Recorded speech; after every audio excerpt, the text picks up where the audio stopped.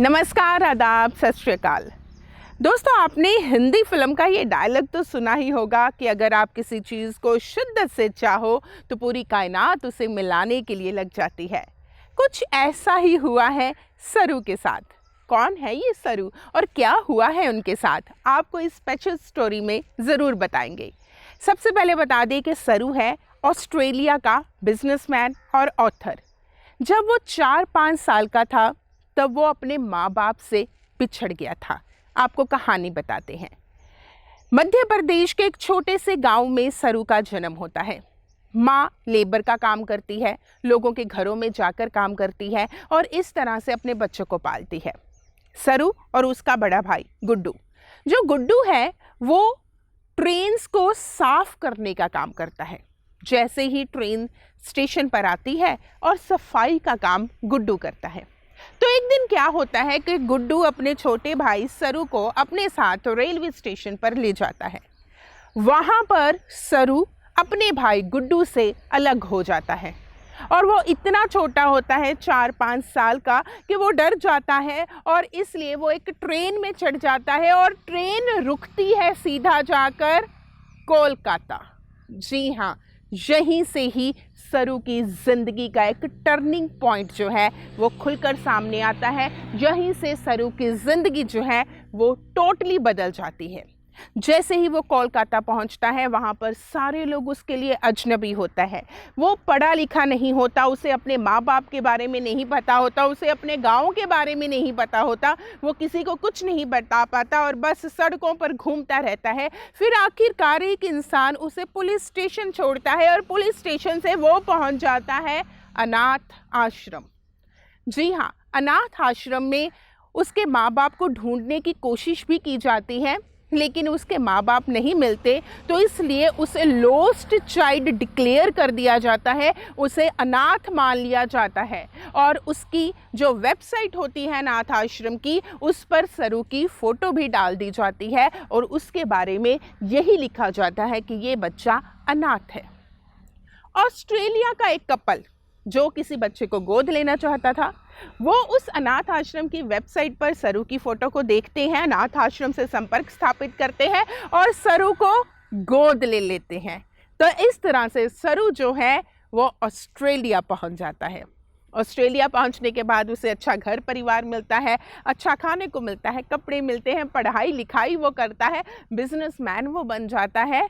लेकिन एक चीज़ जो धुंधली धुंधली सी उसकी यादों में होती है, वो था उसका गांव और उसकी माँ। कभी भी नहीं भूल पाता, उसे कुछ नहीं याद होता, बस हाँ इतना याद होता है कि एक गांव में वो रहता था, एक भाई था उसका, एक माँ थी, लेकिन कौन सा गांव था, क्या नाम था उसका, क्या पता है उसके माँ बाप का, किसी को कुछ भी नहीं पता होता। और यहाँ पर टेक्नोलॉजी काम करती है। वो घंटों, एक दिन में कई घंटों लगा रहता है गूगल अर्थ पर अपने गांव को खोजने के लिए। उसकी यादों में जो गांव था वैसा मिलता जुलता, कई दिनों की मेहनत के बाद, कई सालों की मेहनत के बाद मिलता जुलता जो गांव की शक्ल का या गांव के आकार का एक जो तस्वीर है उसे सैटेलाइट के ज़रिए गूगल अर्थ पर दिखाई देती है और उसे लगता है कि ये मेरा गांव हो सकता है। बस फिर क्या था, वो ऑस्ट्रेलिया से भारत आता है, उस गांव में पहुंचता है, उसे लगता है कि ये मेरा गांव है। उसे जो धुंधली धुंधली तस्वीरें उसके जहन में होती हैं वो सब ताज़ा होने लगती हैं। वो पहुंचता है वहाँ पर, कोशिश करता है अपने माँ बाप को ढूंढने के लिए, उसकी माँ उससे मिलती है और हाँ, इसी के साथ ही उसे एक और खबर मिलती है कि उसका बड़ा भाई गुड्डू वो नहीं रहा था इस दुनिया में। वो उसी दिन मर गया था जिस दिन सरू गायब हुआ था। उसी दिन ही गुड्डू जो है उस रेलवे स्टेशन पर एक ट्रेन के नीचे आ गया था। शायद वो अपने भाई को ही ढूंढ रहा होगा और उसे इस बात का एहसास नहीं होगा कि ट्रेन आ रही है। उसी दिन उसकी मौत हो गई थी। उसके बाद उसकी माँ ने बहुत ढूंढने का प्रयास किया था सरू को और गुड्डू को, लेकिन वो उन दोनों को ढूंढ नहीं पाई। गुड्डू की लाश बरामद हुई थी और यही माना जाने लगा था कि सरू को कोई उठा कर ले गया होगा। लेकिन 25 सालों बाद सरू अपनी माँ से मिलता है, गले लगता है और उसका एक और भाई बहन भी होते हैं, उनसे वो मिलता है। अब भी वो ऑस्ट्रेलिया में ही रहता है सरू, लेकिन अपनी माँ से मिलता है क्योंकि जो पिता है शायद उसकी माँ को छोड़कर चले गए थे, लेकिन अपनी माँ को मिलने के लिए वो भारत आता है, अपने भाई बहन को मिलने के लिए वो भारत आता है और इस तरह से वो ऑस्ट्रेलिया में भी अपने माँ बाप के साथ रह रहा है और यहाँ पर भी उसकी माँ है, यानी कि एक नहीं दो माँ का प्यार उन्हें मिल रहा है। और उनकी जो जीवन पर आधारित है, फिल्म भी बन चुकी है और उनके जीवन पर आधारित जो है वो एक बुक भी पब्लिश हो चुकी है। तो देखा, कई लोग किस्मत पर यकीन नहीं करते, लेकिन कई बार किस्मत जो है हर तरह का रंग दिखाती है।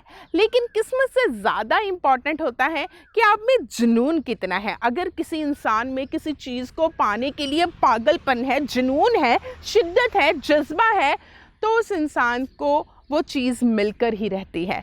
तो ये एक हमारे लिए लाइव एग्जाम्पल है। तो दोस्तों, जज्बा बनाए रखिए। इसी के साथ ही मैं आपसे अलविदा लेती हूँ, फिर मिलेंगे। धन्यवाद।